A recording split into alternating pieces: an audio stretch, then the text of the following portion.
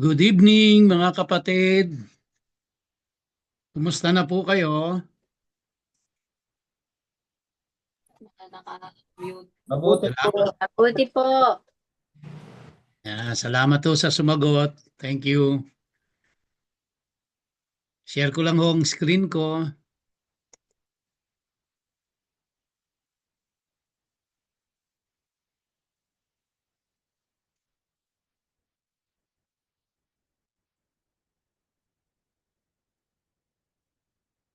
Nahum. So, ang ating pong tatalakayin ngayon ay Book of Nahum or Nahum. Sandali lang ho at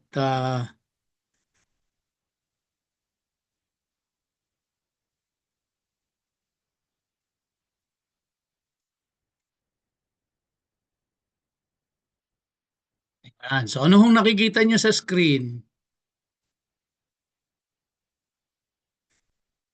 Blank. Hello? Wala po, Pastor. Good evening. Wala black. Ayan, Wala okay. pa? Ayan, Wala okay pa na po. po. Okay na po. Nahum. Hindi niyo po nakikita yung aking Hindi po. Yung Wala po. pinaka-list no? walang Wala po. presenter view. Wala po. Okay na po. Okay. Okay na. Thank you. So, tayo po ay manalangin po muna. Ama naming Diyos na makapangyarihan sa lahat, nagpapasalamat po kami sa araw na ito na kami ay binigyan mo ng buhay at kalakasan at salamat sa lahat ng pagpapala at biyaya na aming tinanggap sa iyo sa araw na ito. Salamat din po sa pag-iingat mo sa amin, sampu ng aming mga mahal sa buhay. At minsan pa nagpapasalamat din kami, Panginoon, na kami ay binigyan mo ng pagkakataon upang muling magkasama-sama via Zoom at makapagpuri sa iyo, makapanalangin, makapag-aral ng iyong salita, magkaroon ng talakayan. At maraming pong salamat, O Diyos, na kami ay pinagpapala mo sa iba't ibang kaparaanan. Sa gabi pong ito, inihiling namin na tulungan mo po kami sa aming pag-aaral na gagawin. Nawa po ay aming maunawaan ang mensahe mo para sa bawat isa sa amin sa pamamagitan ng aklat ni Nahum. Kaya bigyan mo po kami ng kaliwanagan, aming Ama, and make it relevant to us, the message of Nahum. Again, Father, thank you so much. To you we give all the glory, all the honor, and all the praises. In Yeshua's name we pray. Amen and amen. As you can see on the screen, mga kapatid, ang ating pong tatalakayin ay, kung hindi ako nagkakamali, pang-7 na po ito sa minor prophets. At sa ngayon ay tatalakayin po natin ang Nahum or Nahum. At ang subtitle nito, God will not clear the guilty. No? Bigyan ko lang po kayo ng a little background kung bakit ba nasulat ang aklat na ito. Actually, maiksi lang po. Kung nag-advance reading kayo, there are only 3 chapters. At sa tingin ko po, hindi naman siya ganun kahirap unawain. Bagamat may mga ilang parang figure of speech or pagsasalarawan na kailangan ay bigyan natin ng pansin, no? So, ang aklat ni Nahum ay mayaman sa mga temang nagpapakita ng makatarungang paghuhukom at kapangyarihan ng Diyos. Ang Nahum po ay naisulat dahil ito ay mensahe, no, para sa mga Israelita hinggil sa pagbagsak ng Ninibe. Kung natatandaan niyo po, yung tinalakay natin sa Jonah, si Jonah ay inutusan ng Diyos para pumunta sa Ninibe at mangaral ng salita ng Diyos, magbigay ng babala sa kanila. At nakita ho natin sa Jonah na magmula sa hari hanggang sa pinakamaliit na mamamayan ng Ninibe ay nagsisi sa kanilang kasalanan. Ngunit lumipas lang ang ilang panahon, ay nanumbalik na naman ang mga tao sa dati nilang mga gawi, sa dati nilang mga kasalanan, no? Kaya ipinahayag ni Nahum ang pagkawasak ng Ninibe, which is the capital city of Assyria. During this time, ang namamayagpag sa kapangyarihan ay ang Assyria, no? At bilang parusa sa kanilang karahasan, sa kanilang pang-aapi, at sa kanilang idolatry, ay wawasakin sila ng Diyos. Yun po yung mensahe ni Nahum sa kanila. O rather, mensahe ni Nahum sa mga Israelita, dahil nung panahon pong ito ay inaapi, inaargabyado, no, ng mga taga-Assyria ang bayang Israel. Actually, siya yung namamayagpag sa kapangyarihan itong Assyria. Nasakop niya pati ang Tebes o yung lugar po ng Egypt, which is nabanggit naman doon sa book, no? So binibigyan diin ng aklat na ang paghuhukom ng Diyos ay makatarungan at hindi niya hinahayaan na ang kasamaan magpakailanman.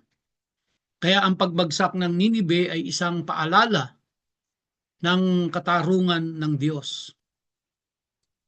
Pinapakita ni Nahum ang pagiging makapangyarihan ng Diyos dito sa aklat na ito, na inilarawan bilang isang banal na mandirigma na kumokontrol sa kalikasan, at hindi lang po kalikasan pati kasaysayan, upang magdala ng katarungan at kaligtasan.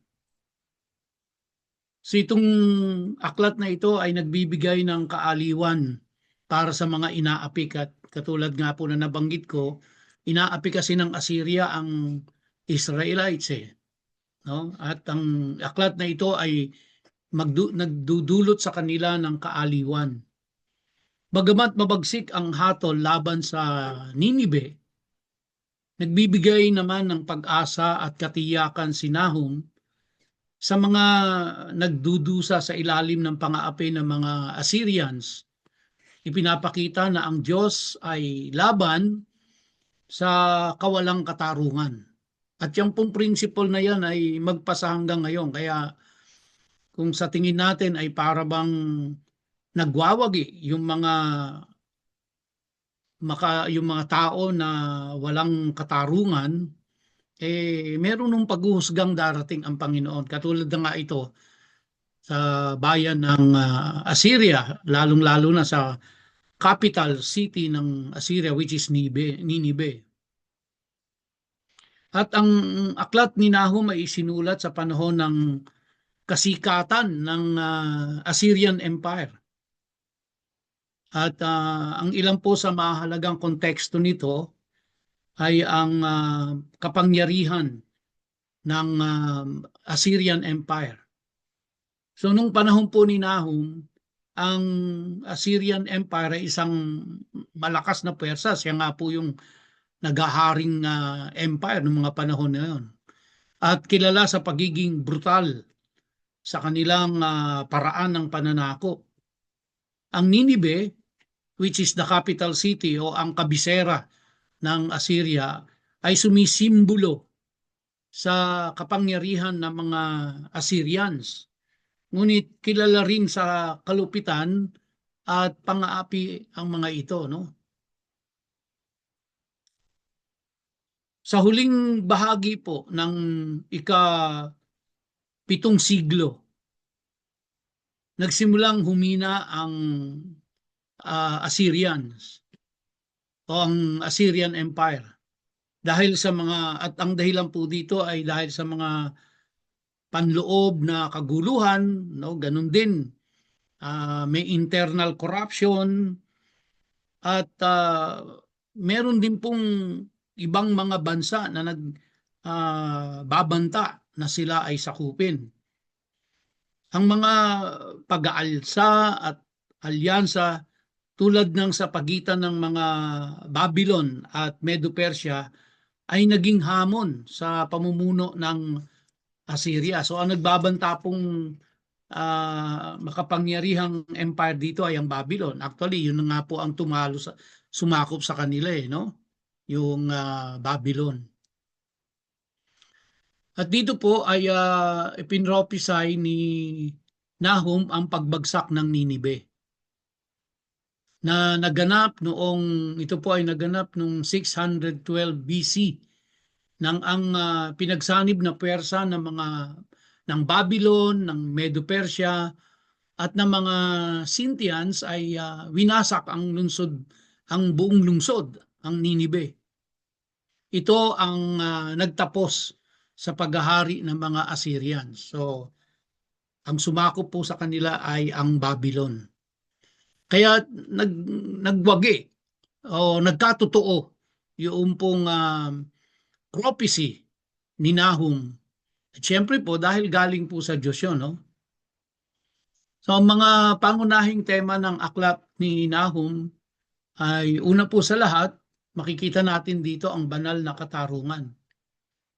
Binibigyan diin ni Nahum ang matuwid na paghuhukom ng Diyos na nagpapakita na hindi niya pinalalampas ang kasamaan at pang-aapi. Ang pagbagsak ng Ninibe ay isang patunay ng kanyang katarungan. Kaya may panahon ang Diyos para magbigay ng tamang justice sa mga nang-aapi at sa mga inaapi, no? Ang aklat ng Nahum ay inilalarawan nito ang matinding pagkawasak ng Ninibe bilang bunga ng kasamaan at kayabangan ng lungsod. Alam niyo naman, no? Pag ang isang bansa ay naging malakas, nagiging mayabang, dahil ang akala nila wala nang katapusan yung kanilang kapangyarihan. Ipinapakita din na ni Nahum na ang Diyos ang may control sa kasaysayan. Natatandaan niyo po, ito ay na rin in a way, pinropisay din ito ni Daniel, kung inyong natatandaan yung pag-aaral natin, no? Yung pong iba't ibang empire na maghahari sa mundong ito. No? At ang kahuli-hulihan nga ay ang Roman Empire na sinakop din ang bayang Israel. Bagamat ipinahayag ang hatol sa Ninibe, nag-alok si Nahum ng pag-asa sa mga taong nagdudusa sa ilalim ng kalupitan ng Assyrians. Ipinaalala sa kanila ang habag at proteksyon ng Diyos. So kaya para do sa mga inaapi, nagkaroon sila ng magandang pag-asa dahil yung nang aapi sa kanila ay pababagsakin ng Diyos. Yun nga lang po, siyempre, yung panahon, no? Minsan nakakainip, kailan ba mangyayari yun? Ewan ko po, siguro parang pagka nakikinig tayo ng balita araw-araw, kailan kaya tayo tatantanan nitong China? No? Nasakupin ang West Philippine Sea. Ang kinin, yung buong karagatan na yon, na sa totoo lang ay hindi naman talaga kanila yung buong karagatan, pero inaangkin, no? Siguro tayo po ay nag-iisip kailan kaya tayo tatantanan. Pero tandaan po natin, kapag inaargabyado tayo, inaapi tayo, at ito ay walang katarungan, tayo po ay manampalataya na ang Diyos ang sasagip sa atin, ang Diyos ang tutulong sa atin.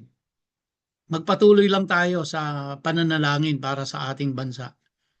At ako po ay naniniwala na ang Diyos ay tumutugon sa panalangin. Siyempre, higit lalo sa lahat, panalangin natin yung mga namumuno sa atin. Kasi baka ano rin, kumbaga parang katulad din ng Assyria, may internal corruption, may mga injustices. Siyempre po, talagang apektado ang buong mamamayan kung ano po ang nagiging pagpapasya ng mga nanunungkulan. Kaya tayo pong Kristiyano, ano po magagawa natin? Manalangin na lang talaga tayo na manalangin at mag-intervene ang Diyos sa ating bansa at sa mga bansa na umaargabyado sa atin. No? Ang Assyria ay isang mapaniil na empire. At sabi ko nga po, kilala sila sa kalupitan, sa mga nasakop nitong mga bansa. Kaya ano sila kumbaga tanyag sila sa buong mundo ng mga time na yon dahil sila yung naghaharing empire at bukod po sa sila ang naghahari, sila ay malulupit kaya sila tanyag. Tanyag sila sa kasamaan, no? Tanyag sila sa kayabangan. Kaya dumating na po yung yung takdang panahon na hinatulan na sila ng Diyos kaya sinakop sila ng Babylon. So ang pagkawasak nito noong 612 BC ay ito po yung katuparan ng prophecy ni Nahum at isang patunay ng kapangyarihan ng Diyos at kanyang hatol sa kasamaan. So pwede rin nating kunin ito individually, pwede rin as a nation, pwede rin as a church, yung principle, no? At kung ikaw ay individually, ikaw ay may nang aapi sa iyo, may nang aargabyado sa iyo, at mas makapangyarihan siya, mas malakas siya, umasa lang ho tayo sa Panginoon. Tumawag tayo sa Diyos at ang Diyos ay may hustisya. Alam ng Diyos kung kailan niya ibibigay yung tamang hustisya. No? At hindi niya papayagan na ang isang inaapi ay aapihin na lang ng aapihin. At kung wala siyang tagapagtanggol, ang Diyos ang magtatanggol sa kanya. So sa panahon ni Nahum, unti-unti na ho humina ang Assyrian Empire dahil nga po sa kanilang internal corruption at nagkaroon din ng mga external crisis na naapektuhan sila. So ang pagbabagong ito sa pandaigdigang kapangyarihan ay nagbigay daan sa mensahe ni Nahum ng pag-asa at paglaya sa mga inaapi. So ang kaharian noon ng Juda ay dumanas ng pananakot, pangaharas mula sa Assyria. So parang tayo, no, hinaharas tayo ng hinaharas ng China sa West Philippine Sea. So ito po, hindi pabor ang Diyos dun sa mga ganoon na nanghaharas, nangaargabyado, nang aapi. Hindi pabor ang Diyos doon. No? Tingin kasi ng mga bansa na yun, malakas sila, makapangyarihan sila. Pero ang Diyos ay hindi po natutulog. Nakikita ng Diyos ang lahat ng yan. At kabilang dito ang nabigong pagsalakay sa Jerusalem noong pong 701 BC. So ang propesiya ni Nahum ay nagsilbing katiyakan sa Juda na ang kanilang mga mang-aapi ay parurusahan ng Diyos. No? Now, kung binasa niyo po ang Nahum, may mga ilang mga pagsasalarawan si Nahum dito, no? At ginamit ni Nahum ang iba't ibang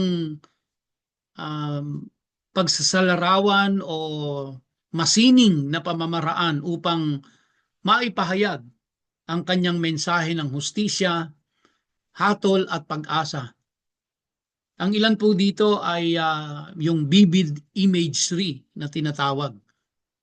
Gumamit si Nahum ng matitinding paglalarawan upang buhayin ang mga eksena. Halimbawa, inilarawan niya ang kaguluhan sa pagbagsak ng Ninibe sa pamamagitan ng mga imahe ng nagmamadaling mga karwahe. So kung nag-advance reading po kayo, makaka-relate kayo sa sinasabi ko.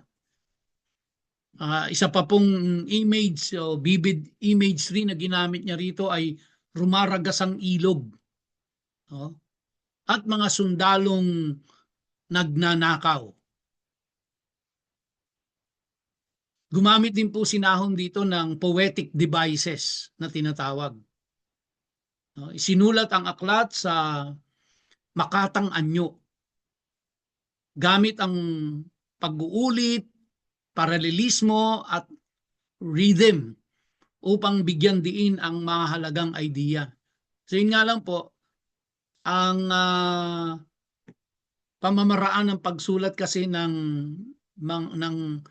kumbaga ng mga poet noon ay kakaiba sa panahon natin ngayon. So mahirap pong maintindihan yung kanilang pamamaraan ng pagsulat ng mga tula. Gumamit din po si Nahum dito ng mga symbolism, no? Tulad ng leon na kumakatawan sa kapangyarihan ng Assyria.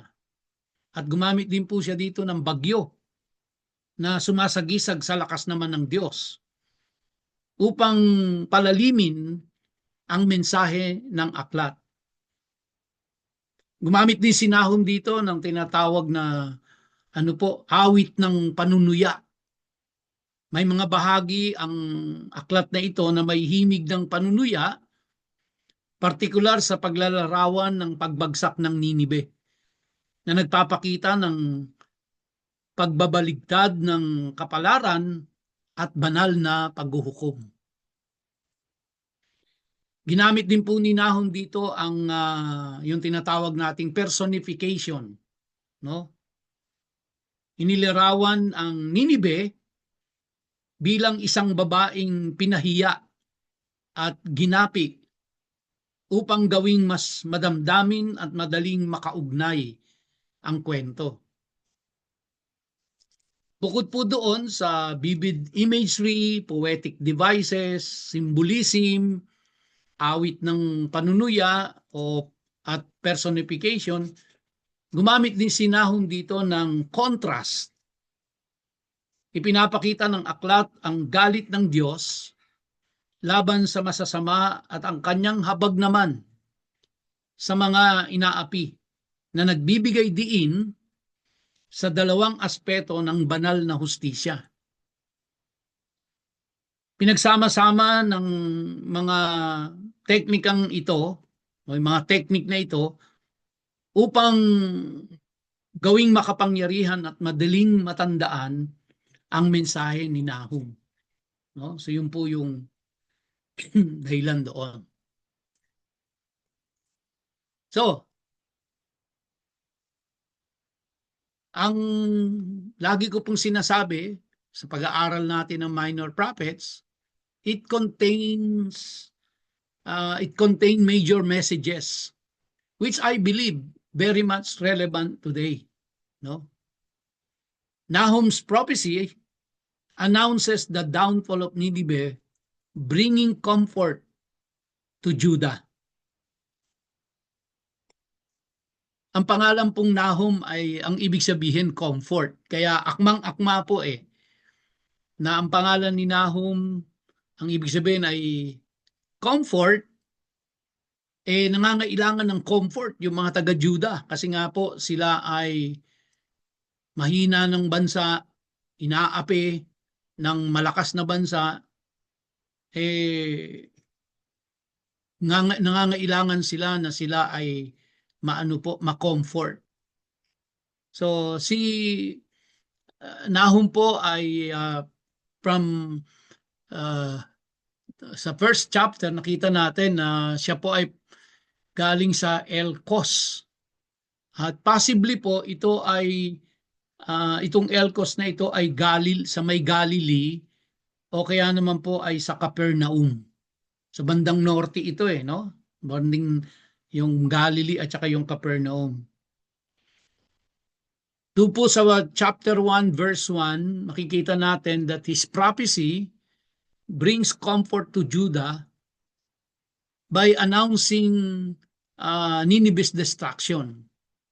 So siguro inip na sila na ma-destroy na ang Nineveh kasi hirap na rin sila sa pang-aapi sa kanila. Nahum emphasizes that while God is slow to anger, hindi po basta-basta nagagalit ang Diyos, but He will not leave the guilty unpunished. Sabi po sa Nahum chapter 1, verse 2 and 3, sabi diyan, sa Nahum chapter 1, verse 2 and 3. This is an oracle concerning Nineveh, the book of the vision of Nahum of Elkos. The Lord is a jealous and avenging God. Mapanibughuin ang Diyos. But this is in a positive way po. Hindi ito katulad ng pagsaselos ng isang lalaki sa babae o isang babae sa lalaki. Hindi po yan ang kahulugan niyan. The Lord is a jealous and avenging God. The Lord is avenging and wrathful. The Lord takes vengeance on his adversaries and keeps wrath for his enemy. So this is where we can see that the judgment of God is coming to Nineveh. No? So despite impending judgment, Nahum reassures believers that they can find refuge in God. No? Yan po yung makikita natin sa Nahum chapter 1, verse 7 and 8. The Lord is good, a stronghold in the day of trouble. He knows those who take refuge in Him. But with an overflowing flood, He will make a complete end of the adversaries and will pursue His enemies into darkness. So makita natin dito yung pagsasalarawan ng kapangyarihan at lakas ng Diyos para siyang rubaragasang baha, overflowing flood. No? So para mailarawan lang, para ma-visualize lang ng mga tao kung ano ang kapangyarihan ng Diyos. Para po dun sa mga lumalapit sa Kanya at humahanap ng kanlungan. Ang sabi po sa verse 7, the Lord is good. A stronghold in the day of trouble. Kaya individually, as a person, tayo po, kung meron po tayong mga kinakaharap na mga pagsubok, suliranin, may nang aapi sa atin, may nang aargabyado, meron tayong dinadaanang mga kabigatan sa buhay, let us all remember, the Lord is good. Not only that the Lord is good, but He is a stronghold in the day of trouble. Pwede tayong umasa sa Kanya. Makatitiyak po tayo na tayo ay Kanyang tutulungan because He is good. No? We can take refuge in God, mga kapatid.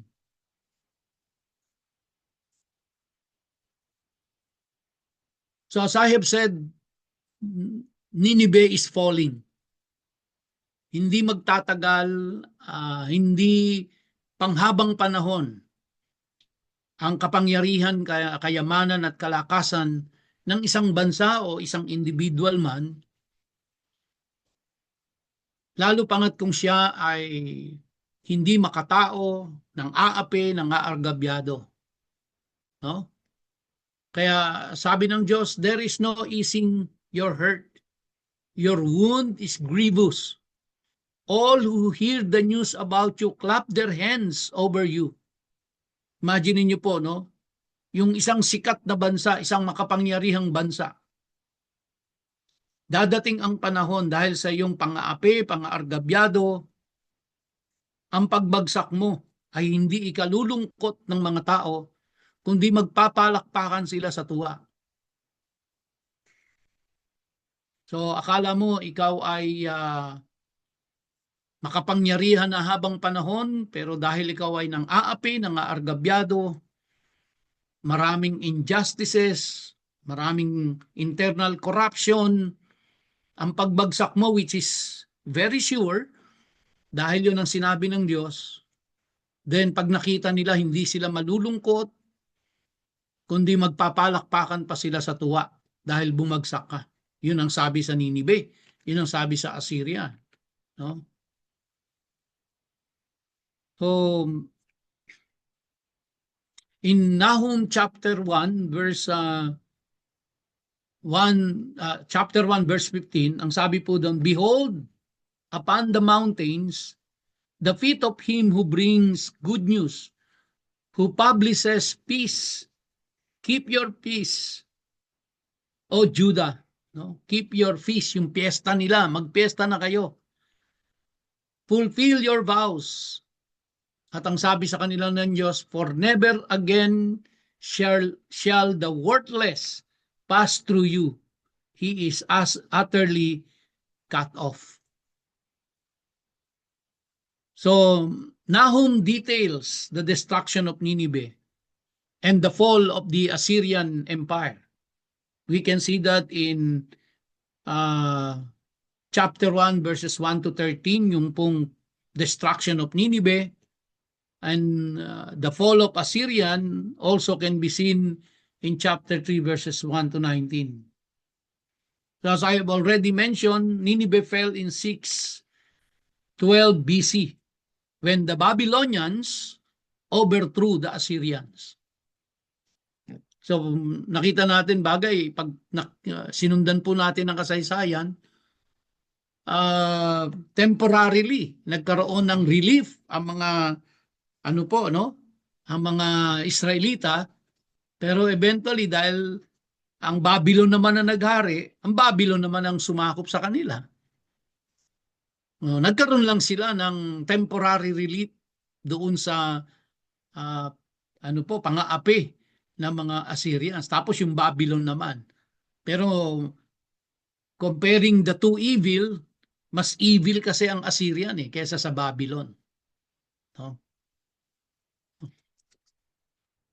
So kaya yung dito po sa verse 19 ng chapter 3, makita natin na hinighlight dyan yung rejoicing over Nineveh's fall. Magpapalakpakan yung mga Israelita sa pagbagsak ng Nineveh. Okay? So, ano ba ang major message ng Nahum? God's wrath ensures justice for the oppressed. At yan po ay makikita natin nga diyan sa Nahum 1:3 and Exodus 34 verses 6 to 7. And these verses of scriptures both affirm that God is slow to anger, but just in judgment. Kaya, bisang kung ang tingin po natin parang tahimik ang Diyos, walang ginagawa. Wag maghintay lang ho tayo because God is slow to anger. Kasi binibigyan pa rin naman ng pagkakataon ng Diyos na yung nang aapi ay magsisi. Nakita ho natin, di ba, nung pumunta si Jonah do, kaya ayaw nga pumunta ni Jonah kasi mababangis yung mga tao doon sa Assyria, sa Nineveh. At masasama ng aapi. Pero hindi agad dinusgahan ng Diyos, di ba? Pinapunta niya pa si Jonah para lang mangaral. At nung nagsisi, magmula sa hari hanggang sa pinakamaliit na mamamayan, naniniwala po ako na sila'y pinatawad ng Diyos. Kaya lang, sa paglipas ng panahon, dahil nga makapangyarihan sila, malakas sila, mayaman sila, balik na naman sila sa dati. Nakalimutan na ang Diyos, no? So, ito pong judgment ng Diyos is not limited to Nineveh. Make no mistake na ito ay para lang sa mga kalaban ng Israel. Well, even Israel and modern believers are subject to God's justice. So hindi po hindi passes para sa atin na Christian na tayo, hindi na tayo dadanas ng justice ng Diyos. Hindi po. Kahit na tayo'y born again, mananampalataya, o kahit na sila'y piniling bayan at piniling tao ng Diyos, pero kung sila ay lalabag din, at kung tayo ay lalabag din sa salita ng Diyos, makakaranas din po tayo ng justice ng Diyos. Kaya hindi ito lang para sa Nineveh, ito rin ay para sa mga Israel. So, ang justice ng Diyos ay hindi lang para sa hindi mananampalataya, kundi para din sa mga mananampalataya na susuway, sasalungat sa salita ng Diyos. Okay? So actually in the New Testament, the Apostle Peter warns against falling back into sin. Sabi po doon sa 2 Peter chapter 2 verse 20 to 21, for if after they have escaped the defilements of the world through the knowledge of our Lord and Savior Jesus Christ, they are again entangled in them and overcome. The last state has become worse for them than the first. No? Kaya tayo po ay wina-warningan din ng Diyos na hindi rin tayo pwedeng magpabanjing-banjing at unti-unti bumalik tayo sa ating makasalanang buhay. Pagka ginawa po natin yon, makatitiyak tayo na makararanas din tayo ng justice ng Diyos. At hindi palalampasin kasi ng Diyos ang sino mang guilty. No? Now let's look at Nahum and the Messiah. So Nahum prophecy actually points to the Messiah, who is our Messiah, none other than Jesus Christ, who preached love but also warned of judgment. Nangaral ng pag-ibig ang Diyos, ang Panginoong Hesus, but at the same time, nangaral din siya ng tungkol sa wrath of God, no? Or judgment of God, or justice of God. Sa Matthew 13:42-42, it describes Yeshua's role in executing divine justice. Sabi po doon, the Son of Man will send His angels and they will gather out of His kingdom all causes of sin and all lawbreakers and throw them into the fiery furnace. In that place there will be weeping and gnashing of teeth. And in 2 Thessalonians chapter 1 verses 5 to 10, Paul reinforces this message, emphasizing Yeshua's return to judge the wicked and bring relief to the oppressed. So in conclusion po, mga kapatid, Nahum's message brings comfort. The wicked will be judged, and the oppressed will find peace. Though God is patient, no, matagal bago mag-release ng galit ang Diyos. Makatitiyak po tayo that judgment is inevitable para po doon sa mga ayaw magsisi sa kanilang kasalanan, for those who refuse to repent of their sins. So the call remains Seek refuge in Yahweh or God while there is still time. Kaya yung pong Ninive, no? Napagbigyan na sila eh. Pero bumalik ulit eh. Mas masahol pa siguro. Kaya sabi ng Diyos, that's enough. Enough is enough. I will now impose judgment on them. And of course, it brought comfort to the people of Judah.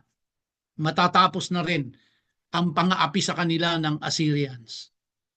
Kaya nga lang, yun po, dahil din sa kanilang kasalanan at pagsuway, ginamit naman ng Diyos ang Babylon. So, kaya yan po ang kasaysayan ng Israel, no? So sa Nahum chapter 1, verse 7, the Lord is good, a stronghold in the day of trouble. He knows those who take refuge in Him. So kaya huwag po nating kalilimutan ito, mga kapatid. Napakagandang pagbulay-bulayan ito. Napakagandang i-meditate ito. The Lord is good. Huwag nating kalilimutan yan. Kahit na sa tingin natin ang nangyayari sa ating kapaligiran ay not good o ang nangyayari sa atin ay not good, well, the Lord is good. The Lord is good. And He is a stronghold in the day of trouble.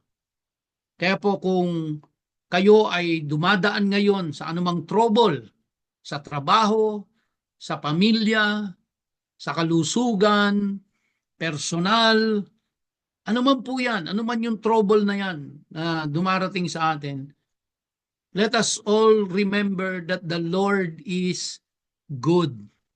No? At ang sabi diyan, He knows those who take refuge in Him. Alam niya kung sino yung humahanap ng kanlungan sa Kanya, humahanap ng proteksyon sa Kanya. Kilala niya kung sino yung mga tao niyon. God is God at walang nalilingid sa Kanyang kaalaman.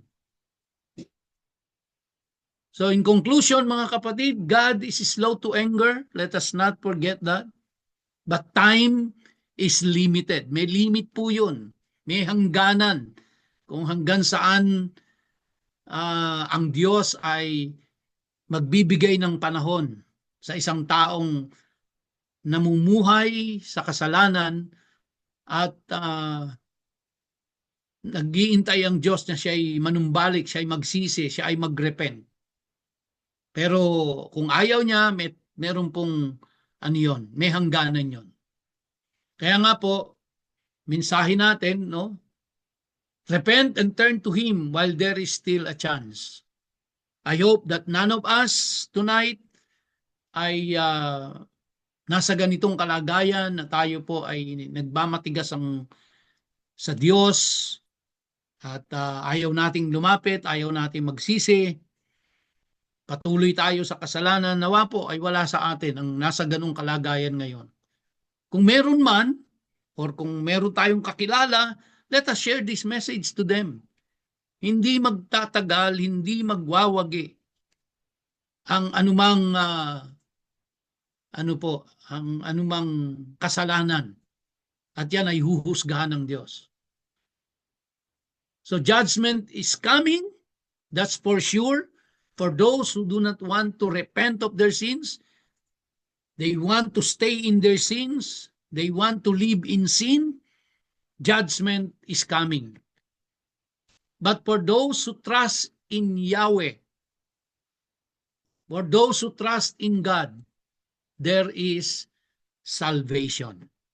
Hanggang dito na lamang po, mga kapatid, at nawa ay marami tayong natutunan tonight.